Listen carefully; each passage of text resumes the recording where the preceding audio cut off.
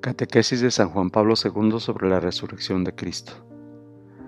El valor salvífico de la resurrección. Su Santidad Juan Pablo II, 15 de marzo de 1989. 1. Sí, como hemos visto en anteriores catequesis, la fe cristiana y la predicación de la Iglesia tienen su fundamento en la resurrección de Cristo, por ser esta la confirmación definitiva y la plenitud de la revelación. También hay que añadir que es fuente del poder salvífico del Evangelio y de la Iglesia en cuanto a integración del misterio pascual.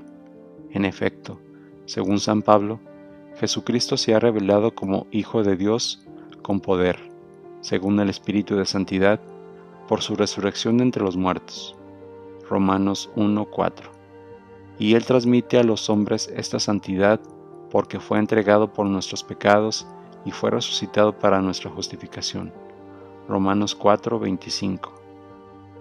Hay como un doble aspecto en el misterio pascual, la muerte para liberar del pecado y la resurrección para abrir el acceso a la vida nueva. 2. Respecto a esta doctrina hay que hacer algunas indicaciones que, en continua referencia a los textos del Nuevo Testamento, nos permitan poner en relieve toda su verdad y belleza. Ante todo, podemos decir ciertamente que Cristo resucitado es principio y fuente de una vida nueva para todos los hombres. Y esto aparece también en la maravillosa plegaria de Jesús, la víspera de su pasión, que Juan nos refiere con estas palabras: Padre, glorifica a tu Hijo, para que tu Hijo te glorifique a ti, y que según el poder que le has dado sobre toda carne, dé también vida eterna a todos los que tú le has dado. Juan 17, 1-2. En su plegaria, Jesús mira y abraza sobre todo a sus discípulos a quienes advirtió de la próxima y dolorosa separación, que se verificaría mediante su pasión y muerte, pero a los cuales prometió a sí mismo: yo vivo y también vosotros viviréis. Juan 14:19. Es decir, tendréis parte en mi vida, la cual se revelará después de la resurrección, pero la mirada de Jesús se extiende a un radio de amplitud universal. Les dice: no ruego por estos, mis discípulos, sino también por aquellos que por medio de su palabra creerán en mí. Juan 17:20. Todos deben formar una sola cosa al participar de la gloria de Dios en Cristo. La nueva vida que se concede a los creyentes en virtud de la resurrección de Cristo consiste en la victoria sobre la muerte del pecado y en la nueva participación en la gracia. Lo afirma San Pablo de forma lapidaria: Dios, rico en misericordia, estando muertos a causa de nuestros delitos, nos vivificó juntamente con Cristo. Efesios 2, 4-5. Y de forma análoga San Pedro: el Dios y Padre de nuestro Señor Jesucristo, por su gran misericordia, mediante la resurrección de Jesucristo de entre los muertos, nos ha reengendrado para una esperanza viva. Primera de Pedro 1, 3. Esta verdad se refleja en la enseñanza paulina sobre el bautismo. Fuimos pues con Él, Cristo, sepultados por el bautismo en la muerte, a fin de que, al igual que Cristo fue resucitado de entre los muertos por medio de la gloria del Padre, así también nosotros vivamos una vida nueva. Romanos 6:4. 3. Esta vida nueva, la vida según el Espíritu, manifiesta la filiación adoptiva, otro concepto paulino de fundamental importancia. A este respecto, es clásico el pasaje de la carta a los Gálatas: envió Dios a su Hijo para rescatar a los que se hallaban bajo la ley, para que recibiéramos la filiación adoptiva. Gálatas 4, del 4-5. Esta adopción divina por obra del Espíritu Santo hace al hombre semejante al Hijo unigénito. Todos los que son guiados por el Espíritu de Dios son hijos de Dios. Romanos 8:14.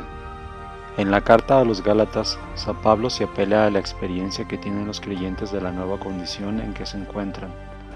La prueba de que sois hijos de Dios es que Dios ha enviado a nuestros corazones el Espíritu de su Hijo que clama: Abba, Padre. De modo que ya no eres esclavo sino hijo, y si hijo, también heredero por voluntad de Dios. Gálatas 4, 6-7. Hay pues en el hombre nuevo un primer afecto de la redención, la liberación de la esclavitud, pero la adquisición de la libertad llega al convertirse en hijo adoptivo, y ello no tanto por el acceso legal a la herencia, sino con el don real de la vida divina que infunden en el hombre las tres personas de la Trinidad. Confer, Gálatas 4, 6, 2, Corintios 13, 13. La fuente de esta vida nueva del hombre en Dios es la resurrección de Cristo. La participación de la vida nueva hace también que los hombres sean hermanos de Cristo, como el mismo Jesús llama a sus discípulos después de la resurrección. Id a anunciar a mis hermanos. Mateo 28, 10, Juan 20, 17. Hermanos, no por naturaleza sino por don de gracia, pues esa filiación adoptiva da una verdadera y real participación en la vida del Hijo unigénito, tal como se reveló plenamente en su resurrección. 4. La resurrección de Cristo, y más aún, el Cristo resucitado, es finalmente principio y fuente de nuestra futura resurrección. El mismo Jesús habló de ello al anunciar la institución de la Eucaristía como sacramento de la vida eterna, de la resurrección futura. El que come mi carne y bebe mi sangre tiene vida eterna, y yo lo resucitaré el último día. Juan 6, 54. Y al murmurar los que lo oían, Jesús les respondió: ¿esto os escandaliza? Y cuando veáis al Hijo del Hombre subir a donde estaba antes. Juan 6, 61 al 62. De ese modo indicaba indirectamente que bajo las especies sacramentales de la Eucaristía se da a los que le reciben participación en el cuerpo y sangre de Cristo glorificado. También San Pablo pone de relieve la vinculación entre la resurrección de Cristo y la nuestra, sobre todo en su primera carta a los Corintios, pues escribe: Cristo resucitó de entre los muertos como primicia de los que murieron, pues del mismo modo que en Adán mueren todos, así también todos revivirán en Cristo. Primera de Corintios 15, 20-22. En efecto, es necesario que este ser corruptible se revista de incorruptibilidad y que este ser mortal se revista de inmortalidad. Y cuando este ser corruptible se revista de incorruptibilidad y este ser mortal se revista de inmortalidad, entonces se cumplirá la palabra que está escrita: la muerte ha sido devorada en la victoria. Primera de Corintios 15, 53 al 54. Gracias sean dadas a Dios que nos da la victoria por nuestro Señor Jesucristo.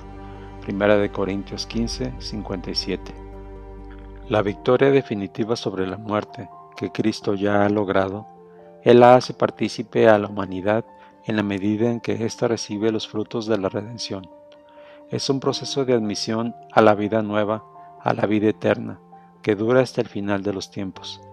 Gracias a ese proceso, se va formando a lo largo de los siglos una nueva humanidad, el pueblo de los creyentes reunidos en la Iglesia, verdadera comunidad de la resurrección. A la hora final de la historia, todos resurgirán y a los que hayan sido de Cristo tendrá la plenitud de la vida en la gloria, en la definitiva realización de la comunidad de los redimidos por Cristo, para que Dios sea todo en todos. Primera de Corintios 15, 28. 5. El apóstol enseña también que el proceso redentor, que culmina con la resurrección de los muertos, aquece en una esfera de espiritualidad inefable, que supera todo lo que se puede concebir y realizar humanamente. En efecto, si por una parte escribe que la carne y la sangre no pueden heredar el reino de los cielos, ni la corrupción hereda la incorrupción, Primera de Corintios 15, 50, lo cual es la constatación de nuestra incapacidad natural para la vida nueva. Por otra, en la carta a los romanos asegura a los que creen lo siguiente: si el espíritu de aquel que resucitó a Jesús de entre los muertos habita en nosotros, aquel que resucitó a Cristo de entre los muertos dará también la vida a vuestros cuerpos mortales por su espíritu que habita en vosotros. Romanos 8, 11. Es un proceso misterioso de espiritualización que alcanzará también a los cuerpos en el momento de la resurrección por el poder de ese mismo Espíritu Santo que abrió la resurrección de Cristo. Se trata sin duda de realidades que escapan a nuestra capacidad de comprensión y de demostración racional, y por eso son objeto de nuestra fe fundada en las palabras de Dios, la cual, mediante San Pablo, nos hace penetrar en el misterio que supera todos los límites del espacio y del tiempo.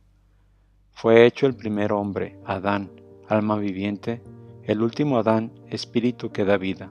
1 Corintios 15, 45. Y del mismo modo que hemos llevado la imagen del hombre terreno, llevaremos también la imagen del celeste.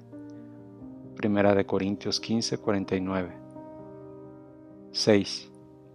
En espera de esa trascendente plenitud final, Cristo resucitado vive en los corazones de sus discípulos y seguidores como fuente de santificación en el Espíritu Santo, fuente de la vida divina y de la filiación divina, fuente de la futura resurrección.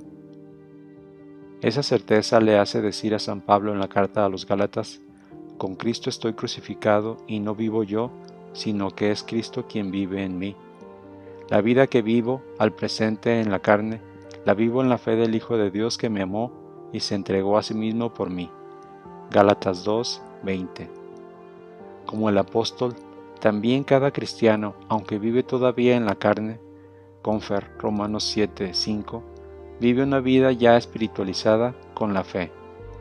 Confer 2 Corintios 10, 3. Porque el Cristo vivo, el Cristo resucitado, se ha convertido en el sujeto de todas sus acciones. Cristo vive en mí. Confer Romanos 8, 2, 10. 11 Filipenses 1, 21. Colosenses 3, 3. Y es la vida en el Espíritu Santo.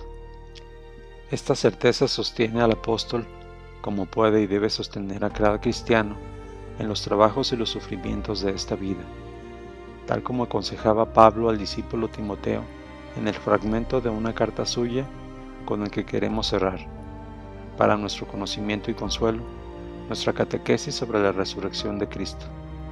Acuérdate de Jesucristo resucitado de entre los muertos, descendiente de David según mi Evangelio.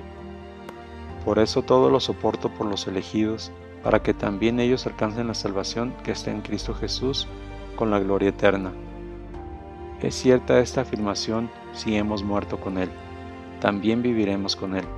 Si nos mantenemos firmes, también reinaremos con Él. Si le negamos, también Él nos negará. Si somos fieles, Él permanece fiel, pues no puede negarse a sí mismo. 2 Timoteo 2, 8 al 13. Acuérdate de Jesucristo resucitado de entre los muertos. Esta afirmación del apóstol nos da la clave de la esperanza de la verdadera vida en el tiempo y en la eternidad.